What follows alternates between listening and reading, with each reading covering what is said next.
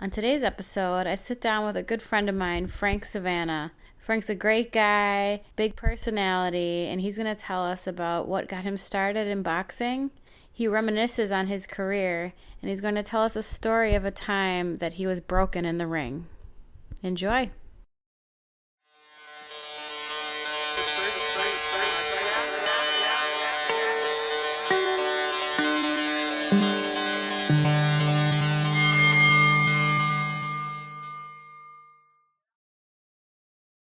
All right, so I got into boxing because there were two things. When I was a little boy, Muhammad Ali was like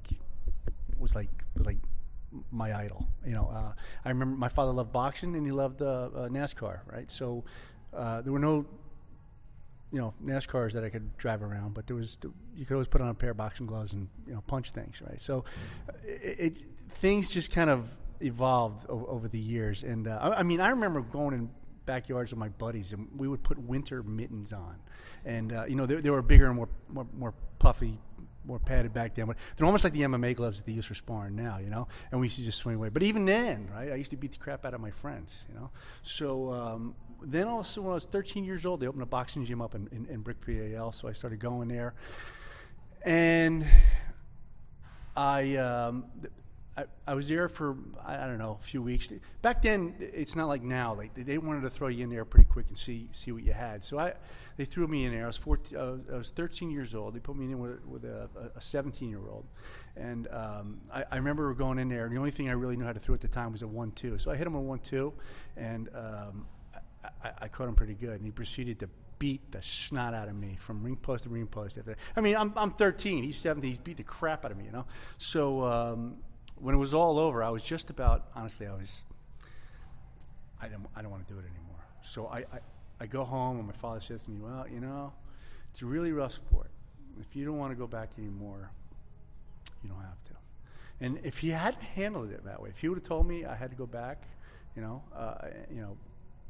the only way to get better, I'm telling you, that would have been the end of my career. But because he gave me the option, I wanted to go back. I felt better. I didn't feel like a chain around my neck towards it. So I went back and I just started getting better and better. And I remember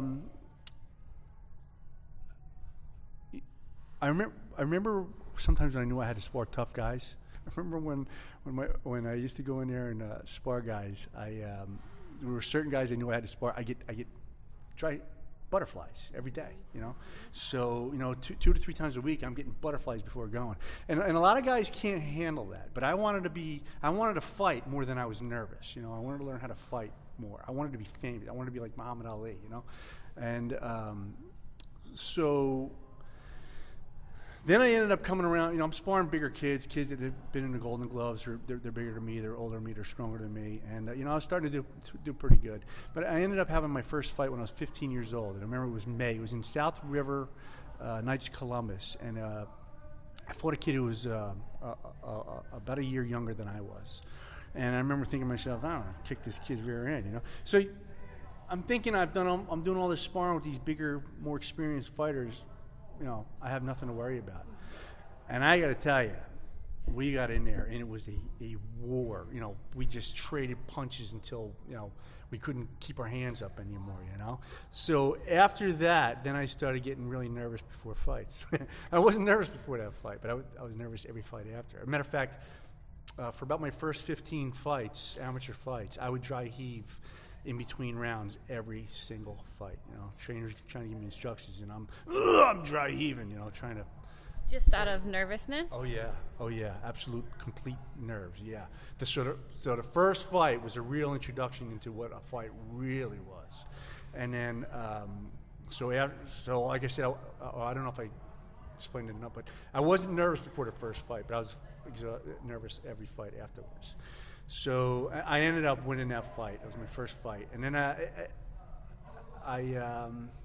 my amateur career was pretty well decorated. How many amateur fights did you have over? I had somewhere around 70. I lost my books, and I was like somewhere around 62 and 8, 63 and 9. I can't remember the exact number. but I had won New Jersey Golden Gloves 4 times. I won National Golden Gloves. I had won other national PAL tournaments. I was ranked in the top 3 in the country when I turned pro. The Duvas, who I had signed with, were one of the top 3 names, along with Don King and Bob Arum at the time. And Lou wanted me to stick around and tried to make the '92 Olympic team in Barcelona. But I just wanted to turn pro at that point. I was tired of trophies. I just wanted to start making money, So I thought I was going to be, a multimillionaire, boxer. Yeah. It's rough. It's so it's hard. a brutal business. How many pro fights did you end up having? I had 17 pro fights. I was ranked number 12 in the world when as a super middleweight, when I fought Dana Rosenblatt. I actually dropped down a weight to fight him. Honestly, you can make excuses all you want, but I lost that fight.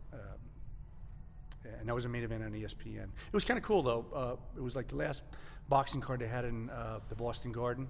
And I was in the locker room where, Larry Bird and Kevin McHale and Dennis Johnson and all the Celtic greats. I was in their locker room before the fight, all by myself, me and my trainer. It was just kind of cool, actually. But I didn't win any rounds in that fight. My trainer stopped that fight after the 8th round. Was that a big jump up in competition? The first big jump up, or? I wouldn't say so. And I mean, he was clearly the best fighter I had fought. But I'm being honest with you. I leading up to the fight, I thought I had fought better fighters. I won't say better fighters, but I didn't think he was as good as he was. And honestly, when I got in there, it's like I told everybody. And really, there's so much more to the story. And honestly, it's probably too long to go into. But it's like I told everybody. I kept waiting for him to fall down, and he kept punching me in the face. I just thought I was going to knock him out. I really did. I thought I was going to beat him easy. And he kept punching me in the face. There's some people too that goes a long way. Like mentally, when you realize you can't hurt someone or you're having a harder time, they won't quit. It's like discouraging. It wasn't that I couldn't hurt him. He was a southpaw. I'll go into a little bit. I didn't have any sparring before the fight. We were supposed to fight in September. I was sparring with guys like Roy Jones, Billy Lewis, who was a top 10 ranked, light heavyweight. So I had great preparation. So what happened was that the night before the fight was scheduled, the first time was a main event on ESPN. I'm sorry. The night was kind of interesting. The night before we had a weigh-in, and it was in the darkness because they were doing it by candlelight because power went out. So we're weighing in, and I just remember looking at him, and I just knew I had him. I was going to beat him. I always think about the line from the great Jack Nicholson, freezing on his name, the golfer, and he said, one of the players said about him, he knew he was going to beat you, you knew he was going to beat you, and he knew you knew he was going to beat you. And that's what I felt. I felt that great that night. So the next night I'm warming up. I'm scheduled to go on in about 45 minutes. I'm warming up. I'm hitting the pads, and Ron Katz that was the matchmaker for Top Rank, Bob Arum's boxing, and he came in. He says, "What are you doing?" I said, "What do you mean? What am I doing?" He says, "Well, your fight's off." I said, "What do you mean my fight's off?" This is before cell phones and any kind of social media. So here I am. I'm pounding away, getting a sweat up, getting ready for the fight, and he's saying, "You're not fighting." So of course I didn't get the fight.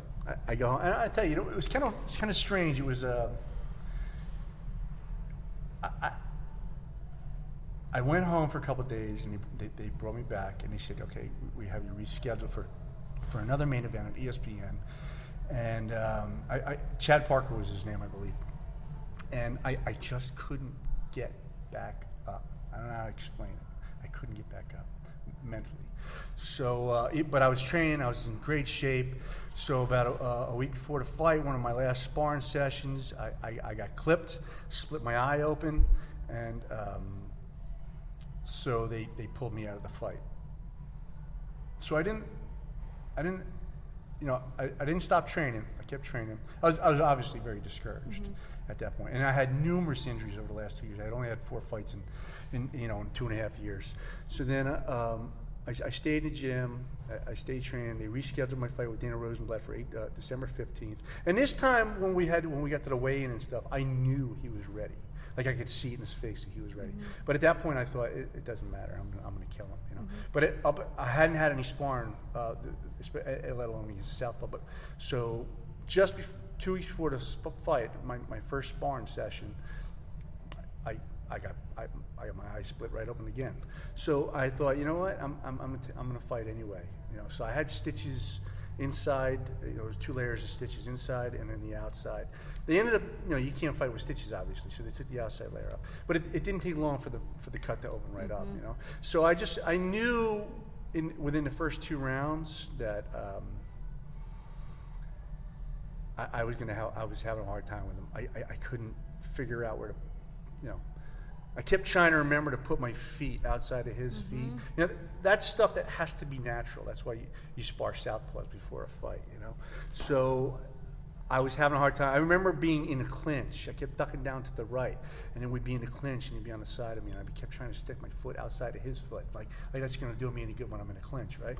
So, but anyway, after about the 6th round, maybe it was the 6th or 7th round, the doctor comes over and he pulls me over. I have big gashes on my eyebrow, my eyelid, and underneath my eye. Matter of fact, the front page of the Boston Globe the next day says Frank Savannah's features have been beaten into gargoyle-esque proportions. My ear was all swelled up. You could see the big gash on all 3 gashes on my eye. So anyway, the doctor calls me over, and this you can hear part of it on the fight in ESPN. So he calls me over. He says, and honestly, at that point in the fight, I was so discouraged.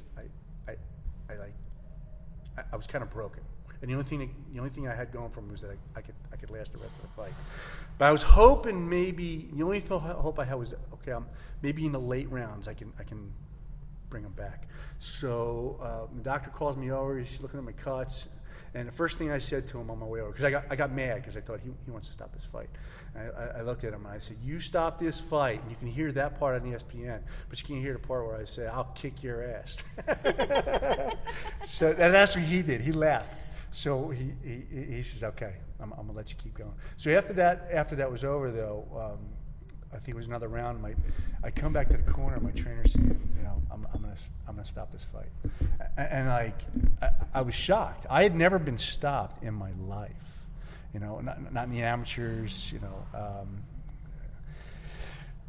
only been knocked down a couple times, even in sparring, And I tell you, that was absolutely devastating. And he was a new trainer.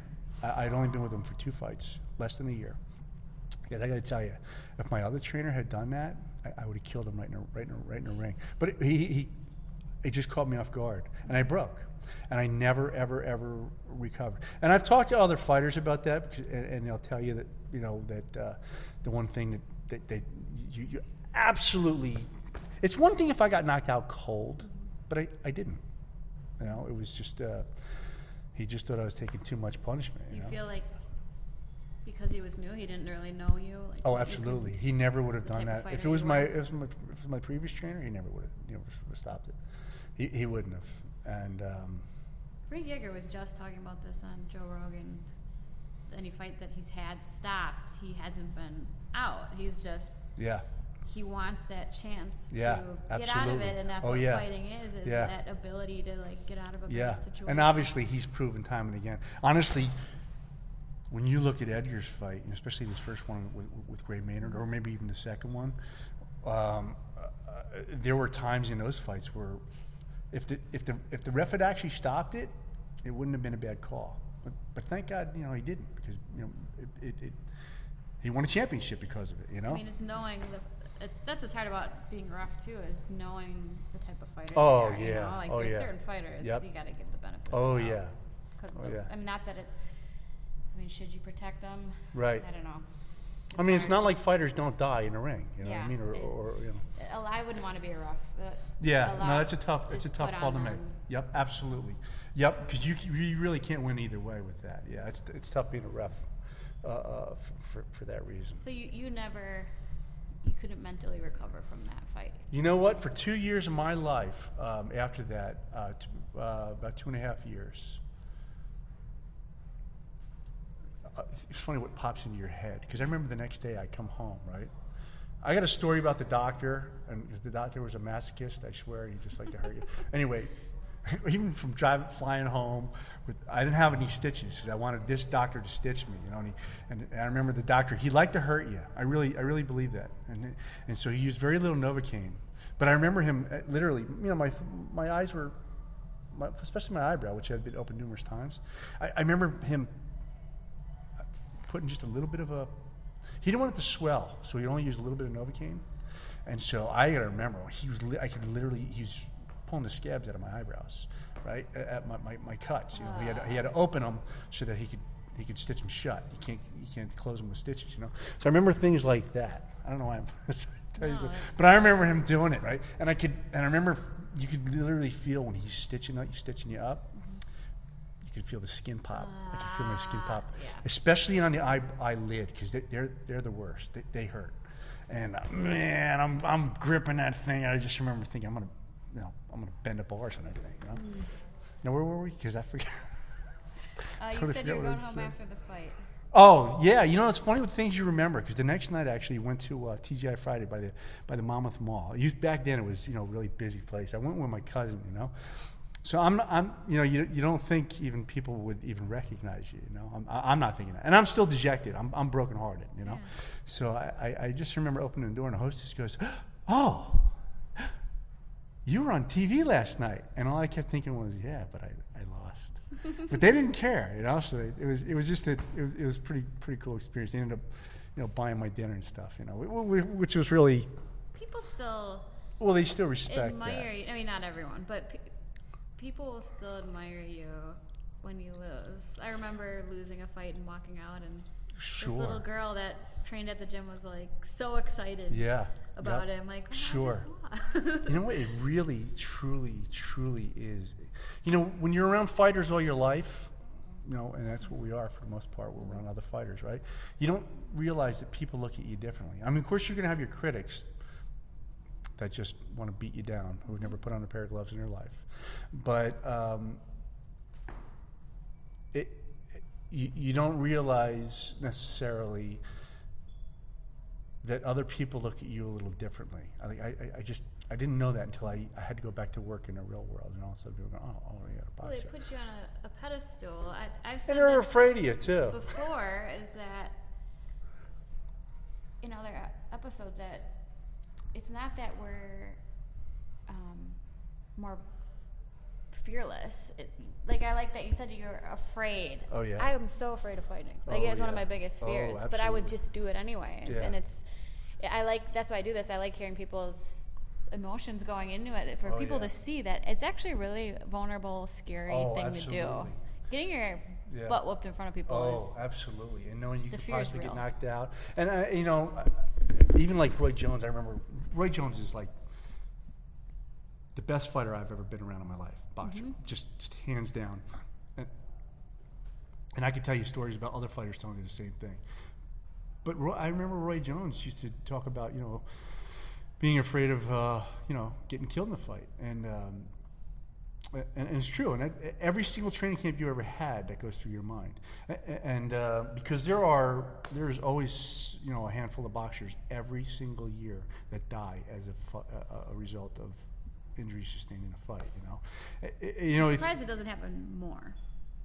Yeah, I'm surprised it never happens in MMA with guys getting knees and. I feel like you do take more head trauma. Boxing is more dangerous because it's a longer time period and it's harder to hurt someone, so it's like blunt force trauma over and over again. Right. In MMA, if you're getting hammered with those little gloves, they stop it quick. You know? Right. Well, you do. You definitely. I think quick. You know when the idea in boxing a lot of times is knocking a guy's head off. So and a lot of guys are headhunters. So even if you have your gloves up, you have that old Muhammad Ali rope-a-dope. Again, it's sat there with your glove. Even though punches are hitting your fist, it's still reverberating through your head as your head's your brain's bouncing back and forth inside of your head. So you are still taking trauma. Yeah, it's long, and I feel like boxers. start training way younger and they spar way more. Yeah. Than Oh yeah, and I'll be MMA honest with you, and that's true because when I was fighting, like, hitting a heavy bag is boring. You know what I mean? I'd hit the heavy bag for 15 rounds. And I'd go as hard as I could, as long as I could. But it's boring. So you got to pick a good pad holder. That's nice. Mm-hmm. But most of the time, I just wanted to spar every day. Like some guys shy away from sparring. Not me. I wanted to spar. I love sparring. So I wanted to spar. That's all. I mean, there's only so many things you do boxing too. Like MMA, I feel like you're training you got to work on everything. Sure. You don't have enough time. But boxing, there's jump rope, shadow box, bag work, pad work, spar. Yep. And that's on repeat, which I like that, but they spar hard a lot. I noticed. That's why I like sparring. When I hear guys talking about going light on sparring, I think to myself, I don't ever remember going light sparring. And I'm not talking about MMA or because MMA, with them little gloves, you have to tone it down a little bit, But in boxing, man, the only time we ever went easy is when you knew you hurt the guy, or I was so much better that I could just work easy. Yeah, like try new things. But man, we went to war every day, every single day. We were throwing as hard as we could. Yeah, that's rough. It's like being in the fire. I trained just boxing at a boxing gym for like 6 months, and it was just sparring's different. Yeah. It's a different pace, that's for sure. But it makes you. The thing that always comes to mind is the only way out is through. That's the only way to be good at boxing is to lean into it. You're in the fire, it man. is That's it. a scary place. And I tell you, I think I remember even a couple of my amateur fights where I was a couple times I was in amateur fights where we were fighting 2 times a day for the first 2 days, and then the finals would be on a Sunday. And I just remember after the first fight being so tired. And I didn't know I had to fight a second time that day. But in the fight, this guy's from Detroit, and this guy was a bulldozer. Yeah. And I didn't matter what I hit this guy with, this guy just kept coming forward and clawing. And I literally wanted to lay down and just quit. You know what I mean? It was probably around halfway in the second round. I'm like, I can't stop this guy to save my life. You know what I mean? And I just laid down. I wanted to lay down and quit. But somehow, you just dig. You have to have. I don't know if you can even teach this. You have to want to win. You have to will to win. Some people just have a greater will to win than others, So obviously I gutted it out. And then after the fight was over, I could barely breathe. I'm back in the corner. I can't pick my arms up. My trainer says, "Well, we got to fight in about another 4 or 5 hours." And I said, I wanted to cry, man. I just wanted to cry. And I thought, don't you ever do that to me again. You can't tell me that I can't. You can't hold that back from me. How am I going to get up again for this second fight? How am I going to get mentally up for this? Terrible. Yeah, brutal. And I ended up winning the tournament anyway. But that was. I think those tournaments were more physically exhausting than most of my pro fights. Because at least in my pro fights, at that point, I had conditioned myself so well that I didn't get tired. The only thing with the pro fights is I remember there were 3 times in pro fights where, well, obviously all the cuts. Obviously, I hated getting stitches, man. Hate it. Mm-hmm. Especially in the eyelid. I remember one nurse, right? She takes the needle and I don't know how she didn't damage me. She jams it into my eyelid I got a big gash, 1.5 inch gash here, and slices it all the way back. And I remember squeezing the thing. She said, "Knock it off, you baby." That's a big old nasty nurse, man. I think I said, "What are you kidding me? I want to smack her." Right? But I remember there were 3 times in fights when the fight was over. It takes about 12 hours before you start getting sore. I mean, you're hurting. You got knots all over your head. But I remember thinking to myself, so then you're talking about 24 hours, and then all of a sudden I'm getting really bad. Another 10 hours, and I went, okay, 36 hours, and I'm going, okay, I really did it this time. I have to go to the hospital. There's something wrong with me. That's how everything hurts so bad. Everywhere. Your shoulders, your sides, everything just hurts that bad. Your neck. And then there were 3 times that happened where I got to go to the hospital. I really did it. There's something wrong with me. And then another 12 hours, it dissipates. The lactic acid leaves. I tell you. And then you do it all over again. Yeah, and then you go do it all over again. And every single time you did it, it's kind of like having a baby. You're drop dead tired. Where you're so drop dead tired, and then you forget, but every single and then you look back at like the good moments and totally. And then every baby we had, I remember thinking to myself, I can't believe it's this exhausting. And then it's exactly like I always said, having babies like having a fight. It's chaos. Exhausting. It's not what you think. You don't think you can do it, and then you forget about it. And the next thing you know, and then you want to do it next again. Thing you know, they're sleeping all night. Yeah. Well, thank you so much for coming on. I appreciate it. No, I mean I could go all day. I love talking about this stuff, but I appreciate the stories. Thank you very much, Jenny. Great seeing you.